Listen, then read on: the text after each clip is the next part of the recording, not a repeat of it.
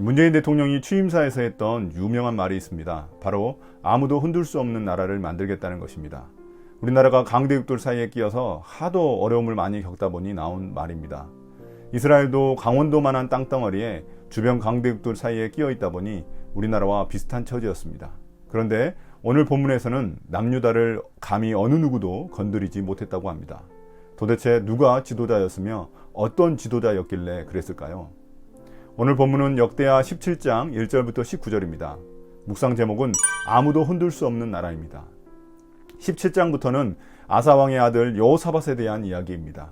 그는 35세에 유다의 왕에 올라 25년간 다스렸습니다. 여호사밧 이름의 뜻은 여호와께서 심판하신다는 의미입니다. 이 부분도 열왕기상에는 아예 빠진 내용입니다. 열왕기에서는 여호사밧이 주인공이 아닌 조연급인데 역대기에서는 그가 주인공입니다. 역대기는 남유다 위주로 기술되어 있다 보니 여호사밧의 이야기가 자세히 소술되어 있습니다.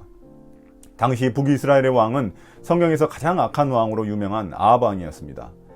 아사 왕에 이어 그의 아들 여호사밧이 유다의 왕이 됩니다. 오늘 본문에 보면 그는 북이스라엘과의 전쟁을 막기 위해 군사적으로 강한 나라를 만들었습니다. 2절에 보면 그는 여러 성읍에 군대를 배치하고 국경지대에 수비대를 배치했습니다. 그러나 그는 군사적 지도자의 면모만 있었던 게 아닙니다. 3, 4절에 보면 그가 얼마나 영적인 지도자였는지 알 수 있습니다. 그는 조상 다윗이 걸어간 길을 따르며 바알 신들을 찾지 않았습니다. 역대기에서는 누구를 찾느냐가 매우 중요합니다. 당시 북이스라엘 아합 왕은 바알 신 아세라 신을 국가적으로 숭배하고 있었습니다. 물론 아합 왕이 악한 왕이지만 정치 경제적으로는 매우 좋은 시기였습니다. 그러다 보니 그 영향력이 유다까지도 미칠 수 있었는데 여호사밧은 단호히 거절했던 것입니다. 그는 풍요의 신인 바알이 아닌 하나님을 찾았습니다. 또한 6절에 보면 그는 유다에 있던 산당과 아세라 목상을 없애버렸습니다. 4절에 보면 그는 하나님을 찾으며 하나님의 계명, 하나님의 말씀에 순종하며 살았습니다. 그렇다 보니 하나님은 그와 함께 하셨고 그에게 복을 주셨습니다. 나라가 굳건해졌고 강력해졌습니다.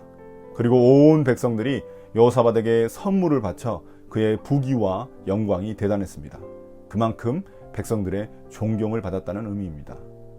그런데 그가 한 일은 여기서 끝난 게 아닙니다. 그가 진짜 잘한 일의 하이라이트는 그 다음에 있습니다.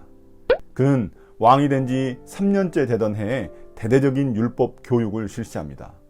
왕이 된 지 3년째 되던 해가 의미하는 바는 아버지 아사왕의 섭정이 끝난 다음 해였다는 의미입니다. 그는 단독으로 통치할 수 있는 때가 되자 자신이 품고 있었던 뜻을 펼치기 시작합니다. 앞에서 아버지 아사왕은 하나님을 찾고 율법을 지킬 것을 선포하고 언약식을 맺는 데 그쳤습니다. 그런데 그는 지도자들과 함께 레위인 제사장들을 보내서 전국을 순회하며 백성들에게 율법, 즉 하나님의 말씀을 가르쳤습니다. 아마도 지도자들은 실질적인 행정을 맡아 일이 잘 진행될 수 있도록 제사장과 레위인들을 도왔을 것입니다. 이 부분도 얼마나 엘리사밧이 지혜로웠는지 알 수 있는 부분입니다. 저는 여호사밧이 너무 마음에 들었습니다. 그냥 아버지가 한 일을 이어가는 것도 괜찮을 텐데 그는 실질적으로 백성들에게 말씀을 가르치는 일을 했다는 것입니다. 자신만 하나님을 찾는 게 아니라 백성들도 하나님을 찾게 한 것입니다. 이를 통해 율법이 가르치는 하나님의 공의와 정의가 그 땅에 실현되도록 했습니다.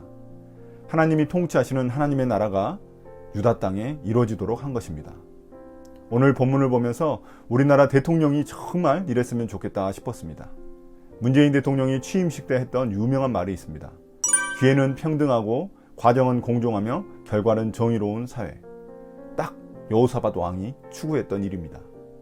여호사밧은 외부적으로만 강한 나라가 아니라 내부적으로도 강한 나라를 만들려고 했습니다. 10절에 보면 이런 그의 노력 때문에 주변의 어느 나라도 유다를 감히 건드리지 못했다고 합니다. 하나님이 유다를 보호하고 계시기 때문입니다. 그 증거들을 11절에서 볼 수 있습니다. 블레셋 사람들, 아라비아 사람들이 조공을 바쳤습니다. 그 조공의 규모가 여호사밧의 위대함을 드러내줍니다. 숫양 7,700마리, 숫염소 7,700마리를 바쳤습니다. 이런 완전수들은 그들의 이런 조공이 누굴 향해 있는 것인지 암시해 줍니다. 결국 이것은 여호사밧 자신이 아닌 하나님의 위대함을 드러내 주는 것입니다. 마지막 단락인 13절부터 19절은 여호사밧의 군대 규모를 보여줍니다. 그만큼 하나님이 축복하셔서 군사적으로 강력했음을 나타내 주는 것입니다. 여기서 보면 군사들의 엄청난 숫자가 나옵니다. 한 가지 주목할 점은 주님을 위해 자원했던 병사들도 있었다는 점입니다. 주님을 위해 자원했을 정도로 그만큼 백성들의 영적인 상태가 얼마나 충만했는지 보여줍니다. 오늘 본문이 1차 독자인 포로기한 유다 공동체들에게 어떤 격려가 되었을까요? 왕이 없던 백성들과 종교 지도자들은 너무나 무력해 보였고 현재는 페르시아의 지배하에 있었습니다. 그런 그들에게 현실은 너무나 막막하고 소망이 잘 보이지 않았습니다.